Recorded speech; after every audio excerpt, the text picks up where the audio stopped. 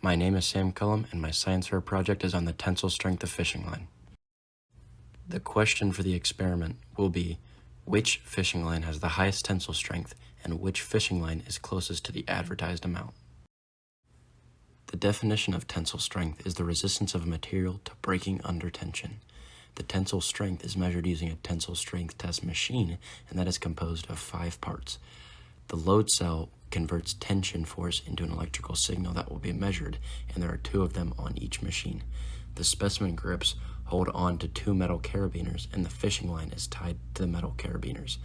The moving crosshead moves upward and downward, and it results in tension being applied to the fishing line. The existensometer records the amount of tension that was put on the fishing line before the fishing line breaks, and the software sets the variables for experimentation, such as how quick the moving crosshead will move, and the results of the experimentation are shown here. The next 2 slides are a picture of what the machine looked like. On this slide, we can see here the specimen grips are the little slits right here where the metal carabiners would be placed, and they're surrounded by the load cells. The load cell on the top is connected to the moving crosshead, and the moving crosshead moves the beam upwards, resulting in tension being applied. The existensometer and the software are combined over here on this little mini iPad, and that graphs the results from the experimentation. This picture showed what the machine actually looked like, again, with the specimen grips holding on to the 2 metal carabiners. The metal carabiners are actually in the machine on this slide because this is the picture that I took. So they are in the specimen grips, and the load cells, again, are surrounding it, and it's attached to the moving crosshead. So there were 3 types of fishing line used: monofilament, braided, and fluorocarbon. For the monofilament fishing line, the brand name was Trilene, and for the brand names, it doesn't really matter which brand you use as long as you can find test weights comparable for monofilament, braided, and fluorocarbon. But monofilament fishing line in general is a single strand of fiber, which is usually nylon, and it holds knots well, but it has bad longevity, meaning it's not super durable. The brand name for the braided fishing line was Contra. Braided fishing line is braided synthetic fibers, and it is a lot more durable, but the unfortunate part of it is that it has a thin wax coating that makes it hard for tying knots, which is a problem I ran into in my experimentation. The final fishing line used was Yozuri, which was the fluorocarbon. It is like a dense single filament, and it is highly abrasion resistant, and it has great longevity comparable to the longevity of braided. The hypothesis for the experimentation was, if the tensile strength and closeness to advertised tensile strength of 3 types of fishing line, monofilament, braided, and fluorocarbon, are measured, braided will have the highest tensile strength for all test weights and will be the closest to the advertised amount for all test weights. There are 6 main steps for experimentation. Step 1 is to obtain monofilament, braided, and fluorocarbon at advertised weights of 10 pounds, 15 pounds, and 20 pounds.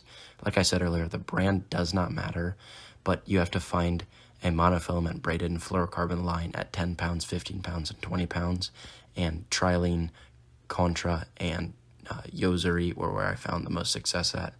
So that gives us a total of 9 fishing lines. Step 2 is to cut 25 inches of the 10-pound monofilament line. You then tie the monofilament line to 2 metal carabiners using a fisherman's knot, and then 2 square knots to secure the fisherman's knot so that the knot doesn't break and the line actually breaks.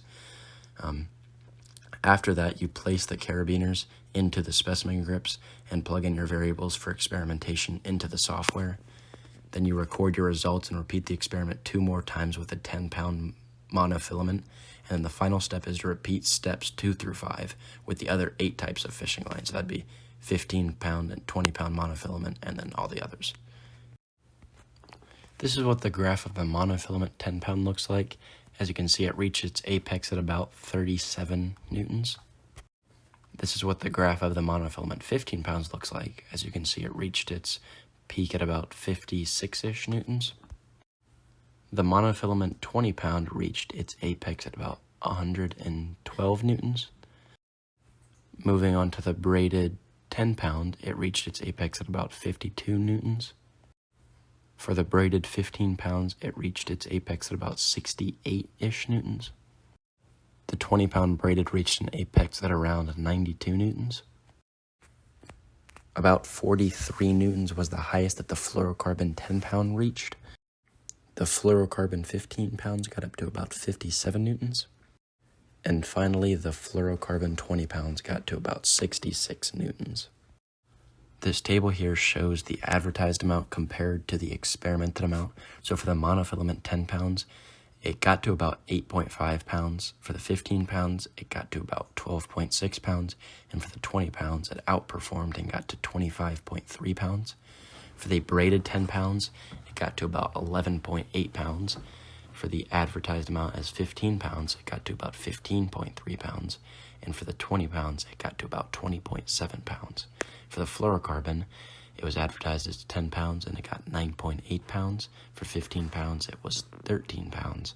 And for 20 pounds, it was 14.9 pounds.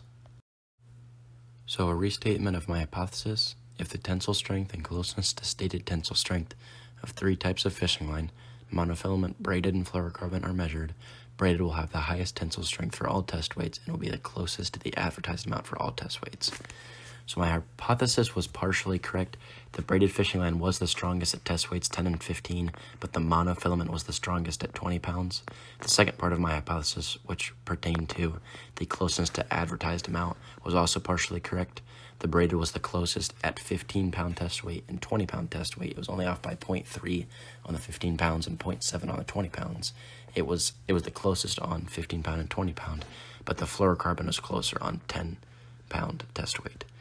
The only problem that I encountered with my experiment was trying to tie knots to the metal carabiners. Originally, I started with a fisherman's knot, but this was unable to hold it, and the fishing line was breaking at the knot rather than the fishing line itself breaking. So I had to tie a fisherman's knot as well as 2 square knots on top to keep it in place. I would probably continue my project by testing the abrasion resistance of the 3 types of fishing line still at the 10-pound, 15-pound, and 20-pound test weights. So abrasion resistance is the ability to withstand the wear and tear friction caused by repetitive scraping and rubbing.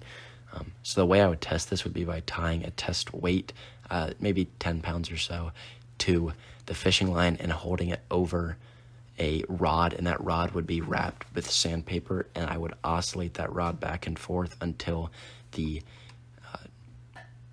fishing line ripped, and I would measure the number of oscillations per fishing line.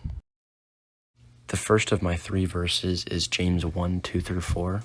It says, "Consider it pure joy, my brothers and sisters, whenever you face trials of many kinds, because you know that the testing of your faith produces perseverance. Let perseverance finish its works, that you may be mature and complete, not lacking anything." So this lays out the attitude that Christians should have when they're going through trials and tribulations. They should be accepting of the stress and tension that they're under and should embrace a mentality of trust and acknowledgement that God knows what's best. We have a finite understanding of the situations that we are in, and we are unable to look into the future and see the silver lining, but God is able to see the full picture. If we were truly solidified in the Word and in our belief in God, we would understand that although our concerns are legitimate, we need to put faith in God. My second verse is Luke 12:25-26. "And which of you, by being anxious, can add a single hour to this span of life? If then you're not able to do as small a thing as that, why are you anxious about rest?" So being anxious and nervous about possibilities of what the future may hold does not produce anything but stress and tension. This allotted time to worrying about the future diminishes the time spent in the present, and that limits the impact that you can have. Additionally, it talks about the alternative to stress, which is living and praising God and understanding that we should be thankful for the time that we have here on earth. My final verse is Matthew 4:18-19. "As Jesus was walking beside the Sea of Galilee, he saw 2 brothers, Simon called Peter and his brother Andrew. They were casting a net into the lake, for they were fishermen. 'Come, follow me,' Jesus said, 'and I will send you out to fish people.'" I said that as Christians we should learn a lesson from Peter and Andrew about total faith and dependence. They relinquished their entire livelihood to follow a stranger based on one claim that he made, and how we should embrace a spirit of trust in what Jesus can do and dedicate our lives to him.